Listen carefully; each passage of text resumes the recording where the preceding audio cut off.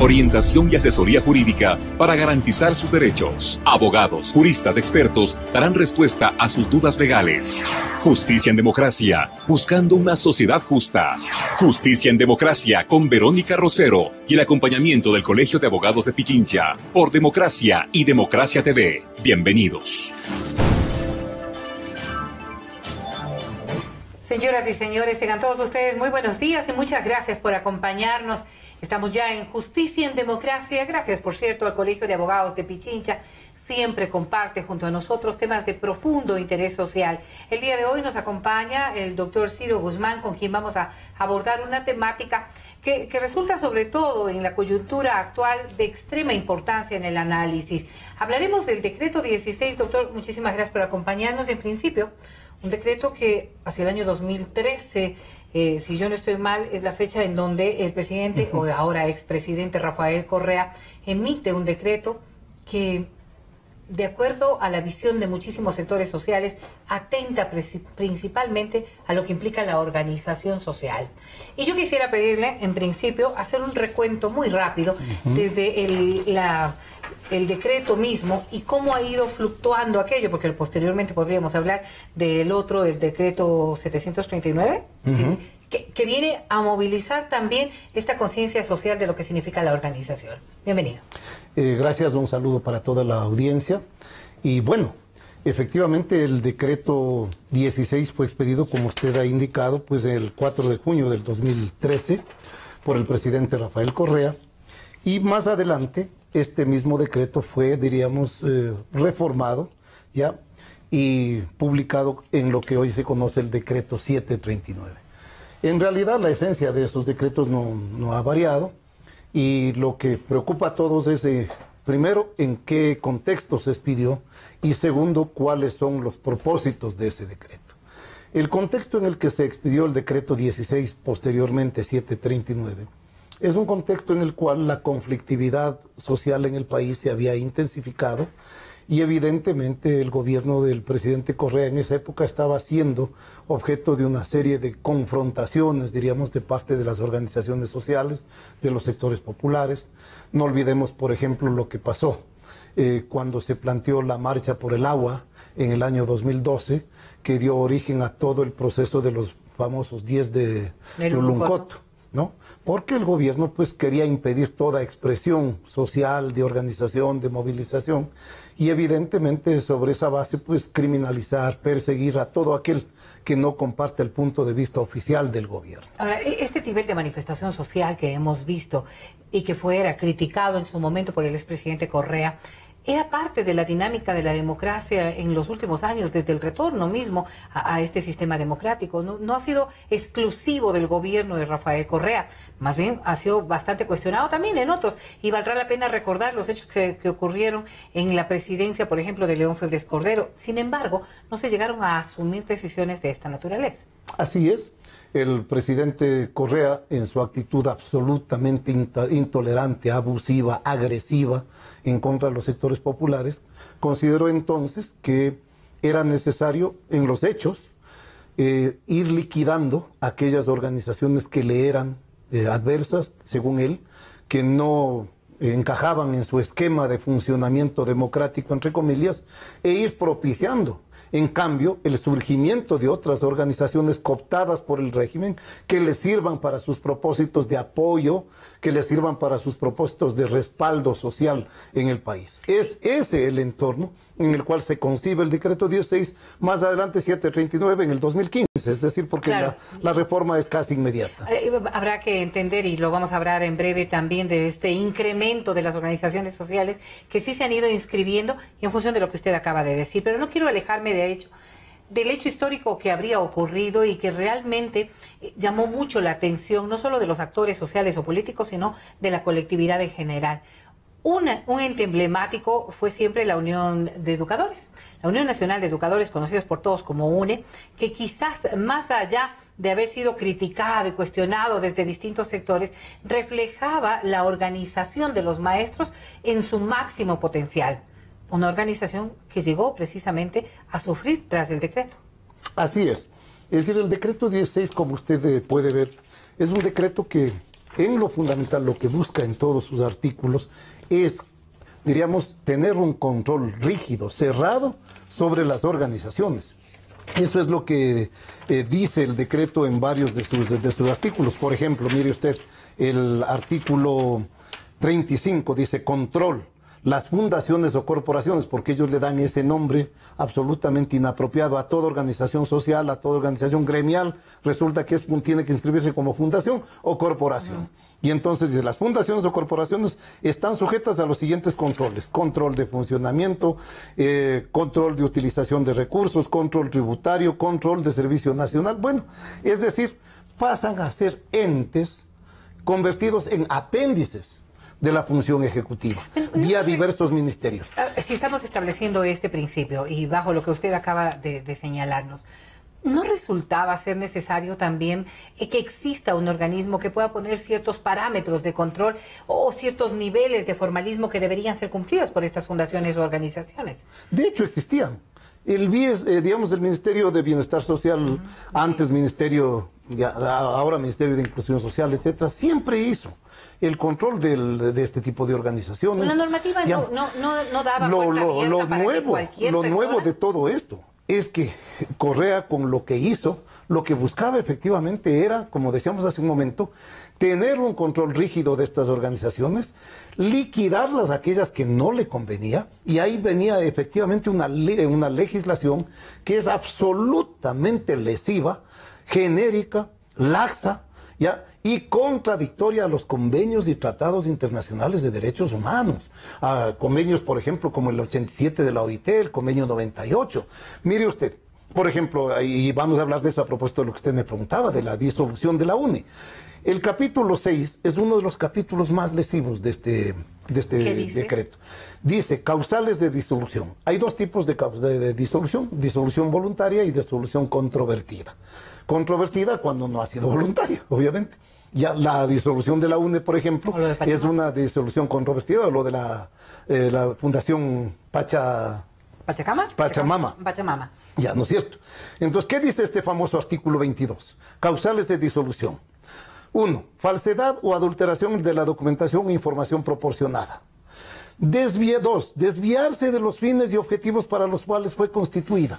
A ver, ¿quién califica los fines? Claro, y ese nivel de subjetividad que podría estar relacionado con el político y tenaz. 3. Contravenir reiteradamente disposiciones emanadas por las autoridades competentes para otorgamiento de personalidad jurídica o por los entes de control y regulación, de acuerdo con lo previsto en este decreto. Ya vamos a ver cómo eso en el caso de la UNE fue brutal, ¿no? 6. Dedicarse a actividades de política partidista reservadas a los partidos y movimientos políticos, de actividades que atenten contra la seguridad interna o externa del Estado o que afecten a la paz pública. 7.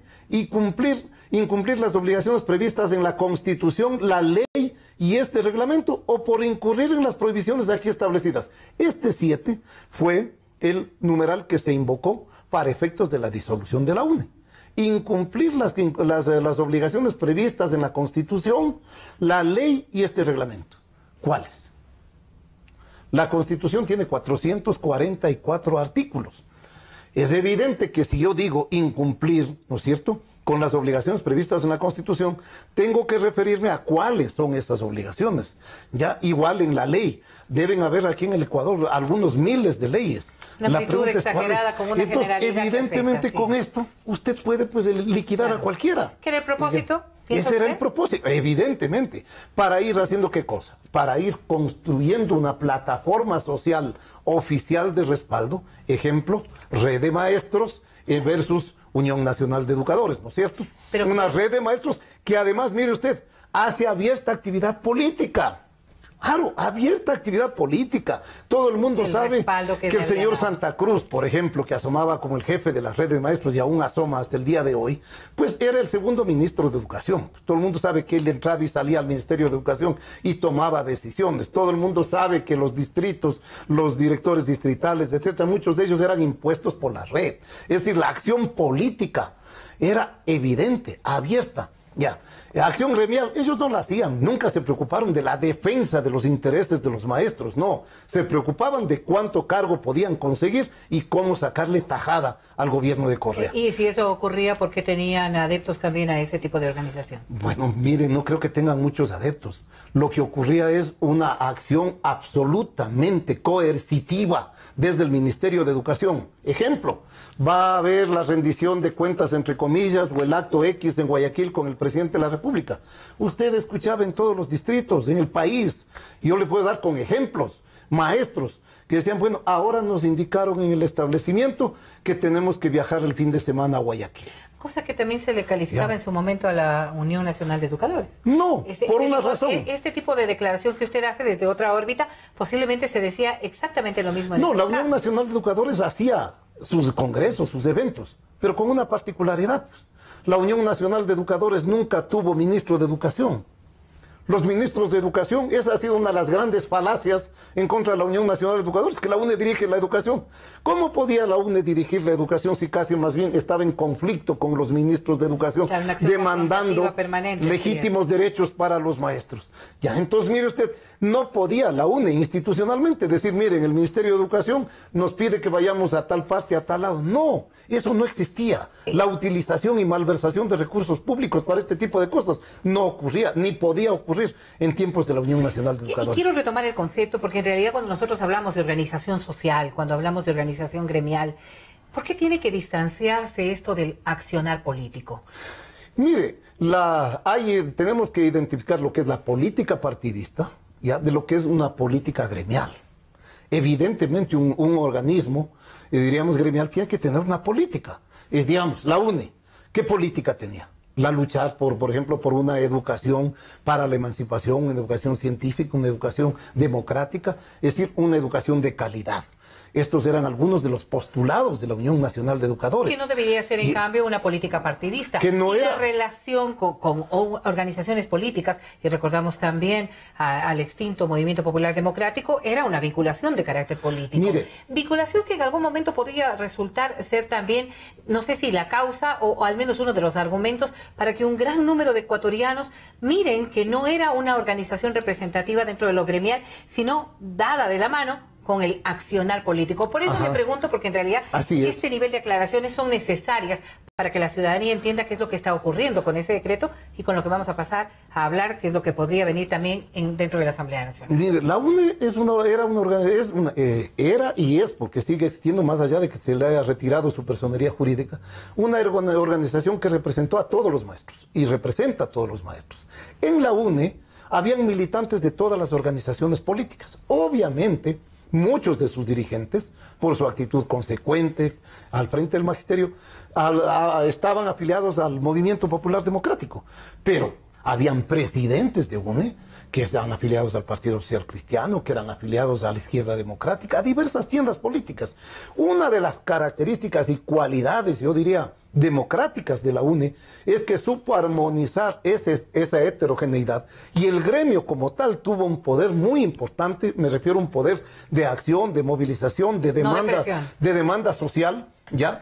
Que efectivamente le convirtió en uno de los más importantes del país, en un referente, como usted ha dicho, nacional e internacional, porque la UNE pertenece obviamente a los gremios internacionales de la educación y es un referente muy querido, muy respetado en el ámbito internacional. Entonces, esta es la cosa. Pero la UNE, usted no podía decir, es el instrumento del partido oficial que está aquí dirigiendo el país. No, eso no ha ocurrido con la Unión Nacional de Educadores. ¿Que podría decirse que ahora sí ocurre con otros gremios? Pero claro, mire usted, la red es un instrumento para eso, creado para eso. ¿Qué pasó con la famosa CUT, creada también por el gobierno a nivel sindical? O sea, el gobierno fue cooptando, tratando de cooptar en cada sitio la organización que le servía. Si es que ya había una y esa se allanaba a su política, se mantenía. Ejemplo, FENOCIN. Pero si esta organización no me sirve, entonces la confronto, la divido, y si no la puedo dividir, la elimino. Claro, es lo que pasó con la UNE, es lo que ha pasado con la CONAIE, es lo que pasó con un sinnúmero de organizaciones. Y estamos hablando de los hechos ocurridos en el gobierno de Rafael Correa, porque aún no sabemos cuál va a ser la dinámica que ahora mismo se empiece a observar. Pero retomando el tema del decreto 16, materia de esta conversación, en este decreto se señala que el mismo tiene como objeto establecer instancias, mecanismos, instrumentos, requisitos, procedimientos adecuados para el funcionamiento del sistema unificado de información de las organizaciones sociales. En concepto nada raro, doctor. Ah, sí, aparentemente no, pues. En las proclamas nada raro, pero usted ya ve, por ejemplo, cómo es que se va a crear ese sistema, el CIOGS, ¿no es cierto?, de las organizaciones sociales. Y usted ve entonces qué es lo que pasa aquí. ¿Qué ocurre? Esto, ya en la práctica, lo que hace es violentar el derecho de organización, que es un derecho humano, un derecho que está consagrado. ¿Cuál es la opinión de los organismos internacionales respecto de este decreto? Mire usted, aquí tenemos el convenio relativo a la libertad sindical y a la protección del derecho de sindicalización, el convenio 87. Este convenio dice, ya, todo miembro tiene que servir de base a la reglamentación internacional de todas las organizaciones que son, digamos, de todos los países, que son parte, que han suscrito este convenio internacional. El Ecuador es suscriptor, ya está aprobado ese convenio por el Congreso, digamos, del Ecuador, y por ende tiene plena vigencia. Dice, artículo 1, todo miembro de la Organización Internacional del Trabajo para el cual esté en vigor el presente convenio se obliga a poner en práctica las disposiciones siguientes. 2. Los trabajadores y empleadores, sin ninguna distinción y sin autorización previa, tienen el derecho de construir las organizaciones que estimen conveniente, sin autorización previa. No es que aquí tienen las organizaciones que pedirle permiso, vea, yo quiero organizarme, usted, a ver, y entonces usted qué requisitos me pone. Pues, claro. Y a mí me pone estos y al otro le pone estos. Y al de acá sí me califica, aunque sean los mismos requisitos, al de aquí sí le califico y al de acá no le califico. Ya, primera cosa. Entonces, evidentemente aquí ya hay una primera violación al convenio 87. Luego, artículo 3, numeral 2. Las autoridades públicas deberán abstenerse de toda intervención que tienda a limitar este derecho o entorpecer su ejercicio legal. ¿Ya? Artículo 4. Las organizaciones de trabajadores y de empleadores no están sujetas a disolución o suspensión por vía administrativa. ¿Qué es lo que se hace con este decreto 16? Exactamente todo lo contrario. A la UNE le liquidan, ¿por qué? Por vía administrativa. Y ya vamos a ver, sin tener potestad para hacerlo. Ni siquiera el decreto, digamos, de 16 le facultaba al gobierno disolver la UNE. Ni siquiera el decreto 16. Sin embargo, lo hacen. Y podríamos ir leyendo todas las violaciones que produce el decreto 16 al convenio 87, por ejemplo. ¿Ya? En materia de una demanda, doctor. O sea, es decir, todo esto que está ocurriendo, siendo nosotros suscriptores de un convenio de esta naturaleza, pero contrapone con lo que está ocurriendo ahora mismo en nuestro país. Mire, sí, es decir, claro, cuando nosotros nos sentimos violentados por esto, tenemos el derecho de recurrir, ¿no es cierto? Artículo 76 de la Constitución, todas las decisiones administrativas, judiciales, etcétera, son susceptibles de ser recurridas, ¿no es cierto? Ya sea en la vía administrativa o en la vía judicial. Pero el hecho concreto es que en el país se maneja una dinámica distinta. Que no, en el país se maneja un control también de la justicia. Es decir, un problema que ocurrió en el gobierno de Correa es que todas las funciones estaban cooptadas por el Estado. Y entonces, un acto lesivo que se cometía en esta instancia y que usted supuestamente podría demandarla en otra instancia, no era posible. ¿Por qué? A ver, pongamos el ámbito administrativo. Le disuelven a la UNE. ¿Quién le disuelve? El subsecretario de Educación. Muy bien.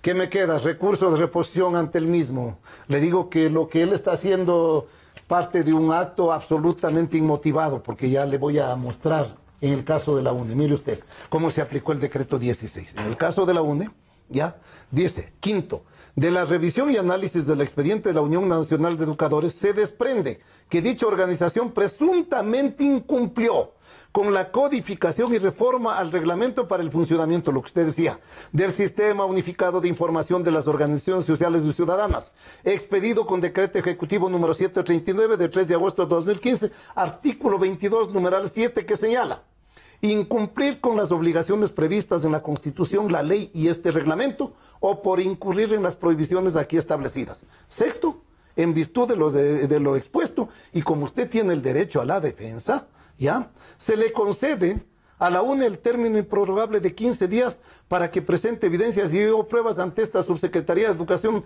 de no haber incurrido en las causales establecidas. ¿En cuál? Esta es toda la motivación. Entonces usted dice, sí, usted puede recurrir. Ya, ¿De qué me defiendo? Recurre. Ya, en este caso, recurro. ¿De qué me defiendo, señor? Es lo que le recurrimos y les dijimos. Este auto de inicio del procedimiento administrativo de disolución de la UNE es absolutamente inconstitucional y es nulo. Artículo 76, numeral 7, literal L de la Constitución. Toda resolución administrativa, sentencia, etcétera, que no sea debidamente motivada, se considera nula. Y dice, no habrá motivación si no existe, efectivamente, una correspondencia plena entre los fundamentos de hecho y de derecho. ¿Qué motivación encuentra usted aquí? ¿De qué le acusan aquí con esto? De nada. Pero entonces, claro, yo sé que recurro ante el mismo señor subsecretario de Educación y él me dice, me niega. Sé que apelo ante el señor ministro. El señor ministro me niega, pero ¿cómo no me va a negar si él andaba en todos los canales de televisión diciendo que si por él hubiera sido, a la UNE lo hubiera liquidado al día siguiente de que él asumió el ministerio? Entonces diga usted, a ver, yo puedo esperar un grado de imparcialidad, un grado de objetividad en las instancias a las que voy a recurrir. No, entonces esto que es tenaz y lesivo en contra de las organizaciones sociales, del derecho de organización, obviamente estaba reforzado con una justicia totalmente atrapada. Y ya estamos hablando en pasado, y yo he sido insistente en decir hechos que ocurrieron en el anterior gobierno. Una dinámica que podría ver luz distinta en este momento, y usted hace alusión precisamente al exministro de Educación y posiblemente a varios funcionarios del régimen anterior, ahora vinculados a la Asamblea Nacional, que va a ser el órgano que empiece a analizar desde otra instancia también las repercusiones del decreto 16. ¿Qué es lo que está ocurriendo ahora tras la conclusión del gobierno de Rafael Correa y frente a la posibilidad de realizar reformas en esta naturaleza? Bueno, mire, el pedido del Colegio de Abogados de Pichincha y el pedido, diríamos, interpretando en conjunto el sentimiento del Frente Unitario de Trabajadores, de todas las organizaciones que allí se agrupan, en donde están las centrales sindicales, está la Unión Nacional de Educadores, están otros gremios del país, de los médicos, etcétera. ¿Cuál fue? Que se derogue el decreto 16, ¿ya? Porque ahora no solo que tenemos el decreto 16, sino que tenemos una gran amenaza. Claro. Ya. En este momento se está tramitando en la Asamblea el famoso Código Orgánico del Sistema de Participación Ciudadana y Control Social. ¿En dónde? En el título tercero, desde los artículos 41 al 64, que habla de las organizaciones sociales, lo que se hace es transcribir textualmente esto al Código Orgánico del Sistema de Participación Ciudadana. Entonces, pregunta, en vez de que esto se derogue, o sea, en vez de que esto quede atrás, lo que le quieren es elevar a la categoría de ley orgánica. Es decir, esto ya constituye una barbaridad, esto constituye un atentado sin nombre a los derechos humanos. Aquí viene entonces un desafío para el presidente Moreno. Ya. Y de ello precisamente vamos a hablar, pero tenemos que hacer una pausa ahora en Justicia en Democracia para retornar en contados instantes. No se mueva. No hay más injusto que buscar premio en la justicia. Cicerón. Y retornamos, gracias por acompañarnos. Recuerden, como siempre, que ustedes nos pueden sintonizar a través de nuestras estaciones Democracia 920 AM. Puede seguirnos desde cualquier parte del mundo en nuestro canal YouTube Democracia TV. Gracias al Colegio de Abogados de Pichincha, como siempre, por permitirnos abordar temáticas que resultan ser de alta trascendencia para el país y para nuestro convivir diario. El doctor Ciro Guzmán en los estudios de Democracia TV, hablando de lo que implica el decreto 16, pero fundamentalmente del camino a seguir. Y decíamos, antes de irnos a la pausa, doctor, ¿cuáles son los pasos siguientes en un proceso que ahora mira con ojos distintos? Y solamente porque estamos en un nuevo gobierno, en el del presidente Lenín Moreno, quien ha mostrado de alguna manera una apertura hacia el cambio, sabiendo lo que el decreto 16 implicó en el quehacer ciudadano. Hay alternativas que se deben tomar y usted lo decía hace un momento, un gran desafío para el nuevo presidente de la República. Indudablemente, todo el país ha mirado positivamente sus actitudes de llamar al diálogo y de concretar el diálogo. Primero, nosotros pensamos que ese diálogo tiene que ampliarse. Por ejemplo, en el caso de lo que hablábamos hace un rato del magisterio, el presidente Moreno se reunió ya con la red de maestros. ¿Ya? La red representa, todos sabemos a qué sector. Muy bien. Pues tiene que reunirse con las organizaciones que representan a los maestros que no son parte de la red. Pues, evidentemente. Si es que él quiere escuchar, si es que él quiere tener una verdadera expresión de diálogo. Ya. Segundo, organizaciones como el Colegio de Abogados de Pichincha hemos presentado el pedido a la Asamblea Nacional, efectivamente, para que en este proyecto de ley referido al Código Orgánico del Sistema de Participación Ciudadana y Control Social, no se incorpore bajo ninguna circunstancia el texto del decreto 16 en su integralidad como pretenden meterlo, ¿ya? Y si lo hacen, ahí viene entonces lo que decíamos, el desafío del presidente Moreno. Él tiene que demostrar en los hechos que está en contra de que se quiera poner mordaza a la organización social en el país. Y eso significa entonces, si es que eventualmente llegara un proyecto de ley con ese tipo de textos, tiene que haber un veto parcial y, si es del caso, total, dependiendo de qué lleve ese proyecto. Pero, por lo pronto, dentro de las facultades del Ejecutivo están las de derogar el decreto 16, hoy 739. Nosotros hemos reclamado, hemos pedido. Creemos que el presidente Moreno tiene que escuchar. Cuando hablo de nosotros, no hablo de la Unión Nacional de Educadores, de la cual yo soy el abogado. No hablo de X o Y organización. Hablo de centenas, si no miles de organizaciones en el país que efectivamente consideran que es un clamor la derogatoria de ese decreto. Entonces, mire, y ese clamor, como decía hace un momento, no es un clamor nacional, es un clamor internacional. ¿Por qué? Vea usted, expertos de la ONU condenan la muerte legal de la Unión Nacional de Educadores. Desde el año 2013, en que no se inscribió la directiva de la Unión Nacional de Educadores, a la directiva, ojo, pese a que la UNE hace congresos con 2.000, con 3.000 personas, ya absolutamente representativos, elecciones universales. Vea, la UNE fue el único sindicato que por su propia voluntad reformó sus estatutos e incorporó la elección universal de sus dirigentes, con voto de todos en todo el país. ¿Ya? Es decir, mire usted, si es que allá nadie puede decir, solo votaban los del MPD, no. Voto universal. Todos los maestros agremiados en la UNE iban y consignaban su voto. Es el gremio más democrático que existía en el país. Ya. Bien, a ese gremio el gobierno lo liquida, ¿no es cierto? ¿Y qué dicen? Expertos de la ONU condenan la muerte legal de la Unión Nacional de Educadores. Ginebra, 27, el 2016, decía, 2013, 2014, 2015, 2016 y ahora 2017, en el mes de junio, recientemente, ya con el nuevo gobierno, fue el delegado del actual ministro del Trabajo. La ONU exige, la OIT demanda, reclama, ¿qué cosa? Un grupo de expertos de derechos humanos condenaron hoy el uso de legislación nacional en Ecuador para disolver la Unión Nacional de Educadores. El decreto ejecutivo 139 establece restricciones demasiado amplias a la libertad de expresión y asociación, lo cual permite a las autoridades disolver asociaciones con base en criterios ambiguos. Estamos profundamente preocupados por esta legislación que ciertamente confiere al Ejecutivo poderes discrecionales para suprimir la voz de la sociedad civil en el país. Y podríamos seguir leyendo. Mire, ¿cuántos expertos de la ONU son operativos en todos los idiomas? Esto a todos los países. En la época de Correa, la llevada a cabo por las autoridades públicas en violación de los convenios número de Ecuador. Le piden a él que por favor tome cargo. Piensan lo que no pensamos los ecuatorianos.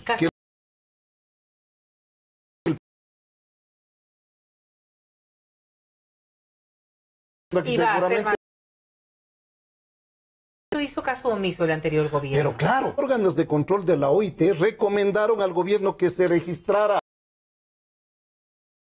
medio de una comunicación. Bueno, la disolución administrativa de organizaciones sindicales es contraria al convenio 87. Ante la gravedad, me permito recordar también que la inviolabilidad de los locales y bienes sindicales es una de las libertades civiles esenciales. ¿Por qué les decía yo hace un momento? Y disculpe que... No.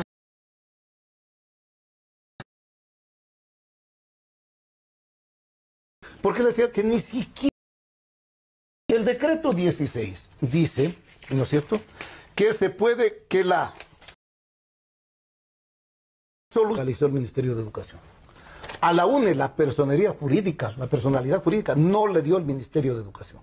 A la UNE le dio la Cámara Nacional de Representantes. ¿Por qué? Mire usted, porque la Unión Nacional de Educadores nace en el año 51 y efectivamente se legaliza en el Ministerio de Educación. Pero como ha sido un interés de los gobiernos dictatoriales, bueno, se explicaba, en el 77 tenemos a la dictadura de don Durán Arcentales, él era el ministro de Educación, ¿ya? Guillermo Durán Arcentales, todos sabemos el pasado nefasto que tuvimos con él. Él le ilegaliza a la UNE.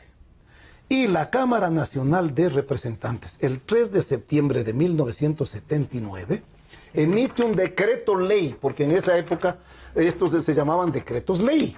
Emite un decreto ley y ¿qué dice? Considerando que es deber de todo Estado democrático promover y garantizar la formación de organizaciones sindicales, confederaciones, asociaciones, y bueno, etcétera, ya, artículo 1, deroga el decreto tal, ya, y devuelve la personería jurídica a la Unión Nacional de Educadores. Entonces, a ver, ojo, la UNE no fue, es tal vez la única organización que no ha sido reconocida por el BIES, que no ha sido reconocida por el Ministerio de Agricultura, o que no ha sido reconocida por el Ministerio de Educación. No, fue reconocida por la Cámara. Entonces, si se aplica el decreto 16, que dice que la disolución será declarada por la cartera de Estado competente, en este caso ninguna, porque ninguna, que aprobó el estatuto y otorgó el reconocimiento. A la UNE no le otorgó ninguna cartera de Estado el reconocimiento. Le otorgó un decreto ley. Por lo tanto, en derecho las cosas se deshacen como se hacen. Todas estas arbitrariedades, posiblemente dentro del marco del derecho, que podría ser argumento precisamente para la defensa, tendrán que irse viendo cómo se desarrollan ya en este nuevo proceso. Y me refiero yo al nuevo gobierno de Lenín Moreno. Ha dado algunos visos de lo que podría ser su conducta. Lo ocurrido con la sede de la CONAIE da estas invitaciones al diálogo que usted hacía referencia también. Serán episodios que hagan cambiar la tónica de lo que podría pasar de aquí en adelante. Pero, dentro de lo que se señala con el decreto 16, la derogatoria vendría a ser lo mandatorio en este momento y lo más importante de realizar. Yo creo que es una necesidad. Es decir, primero hay que echar abajo todo aquello que está mal, todo aquello que no sirve, que obstaculiza, que diríamos no solo obstaculiza, que agrede, que lesiona el derecho de organización, de sindicalización, que lesiona el derecho efectivamente humano a expresarse que tienen los ciudadanos individual y colectivamente, y lógicamente tienen entonces que, en armonía con los convenios y tratados internacionales de derechos humanos, expedirse algunas normas que permitan, como usted dice, normalizar, regularizar, organizar el funcionamiento de estas organizaciones. Absolutamente de acuerdo, pero en estricto respeto a los derechos humanos y al derecho de organización que está consagrado en la Constitución de la República. Una legislación que esté orientada a fortalecer la participación social, democrática, organizada de todos los ecuatorianos, de los diversos sectores. No a ponerle cortapisas al de acá porque este no me cae bien, porque este no me sirve, y en cambio a darle todos los privilegios y prebendas al de acá porque este sí efectivamente me está tendiendo la alfombra. Esa no puede ser. De llevarnos a un punto extra que debería ser materia de este conversatorio también, y es lo relacionado con lo que podría ser un precedente jurídico en función de todas estas organizaciones que se han ido conformando, que han pertenecido al movimiento oficialista, a Alianza País posiblemente, estos comités que se fueron formando, estas organizaciones, también de la sociedad civil, que han estado aportando en beneficiar o al menos en apoyar todas las medidas y todas las acciones tomadas por el gobierno del expresidente Rafael Correa. ¿Podrían también reverse de aquí a lo posterior, manteniéndose el esquema jurídico como está? Sí. O sea, en este momento, yo diría, lo que debe es echarse abajo ese decreto, ¿ya? Garantizarse los derechos a todas las organizaciones que de manera legítima se han constituido, más allá de la orientación que tengan. Más allá de la orientación que tengan. Ya, si hay gente, si hay personas afiliadas a X o Y que simpatizan con eso, está bien. Ese es su derecho. Ese es su derecho. Libertad de organización. Pero precisamente, si usted mira, y yo he mirado el video que está subido en el canal Ciudadano, si no me equivoco, de la entrevista de la red con el presidente de la República, donde acudió de manera diligente el exministro de Educación, que nada tenía que hacer en esa reunión, ¿ya? Pero que acudió obviamente por obvias razones. ¿Para qué?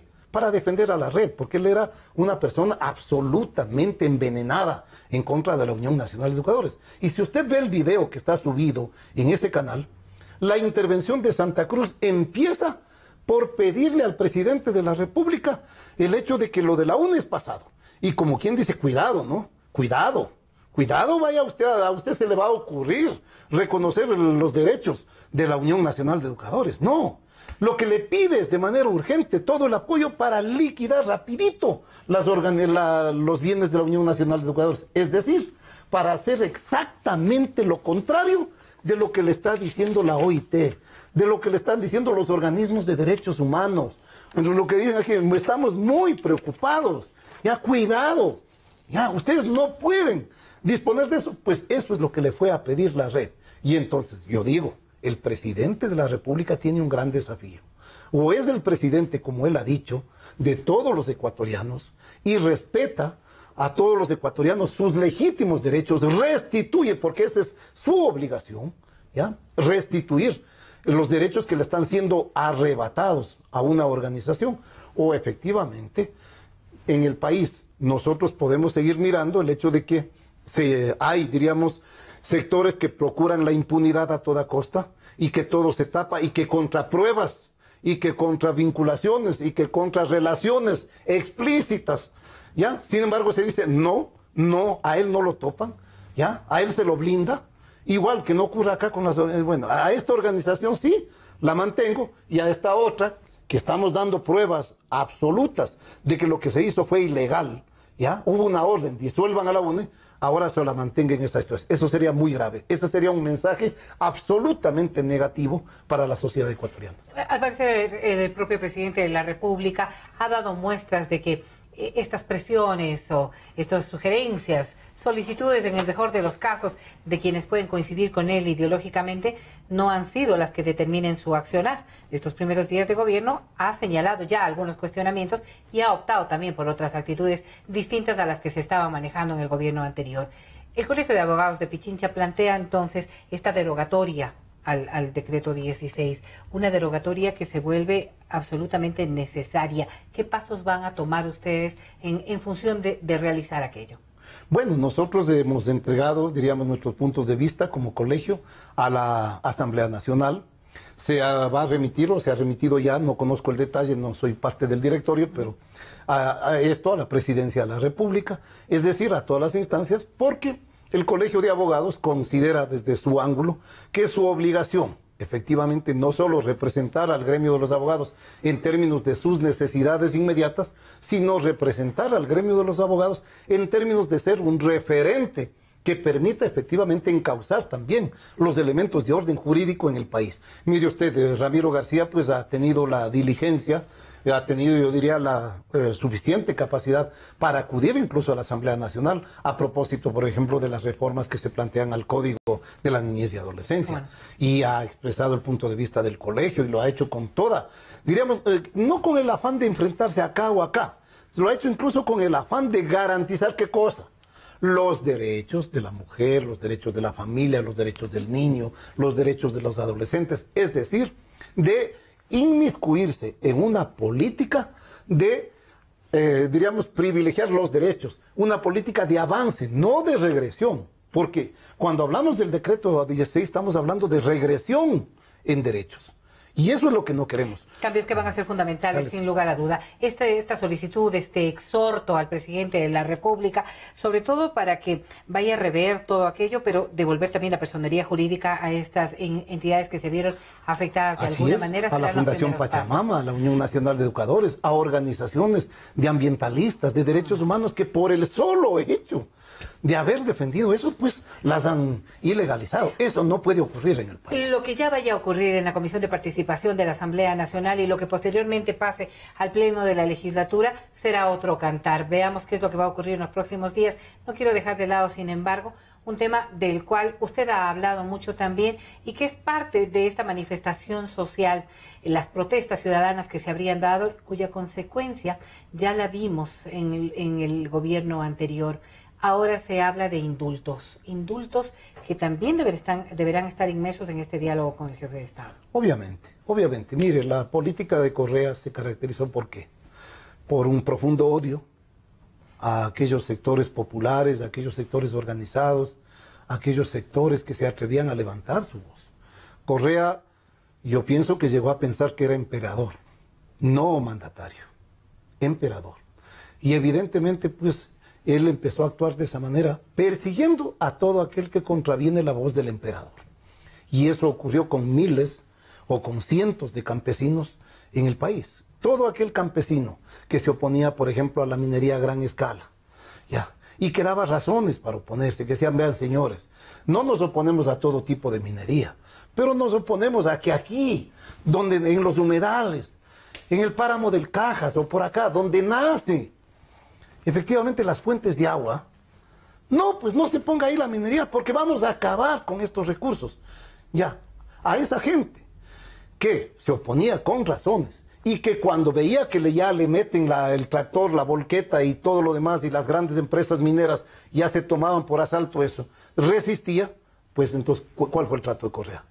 Criminales, obvio, hay que procesarlos por un delito que está también metido en el Código Orgánico Integral Penal, ataque o resistencia, que es además contradictorio, porque ataque es una actitud activa, resistencia es una actitud pasiva.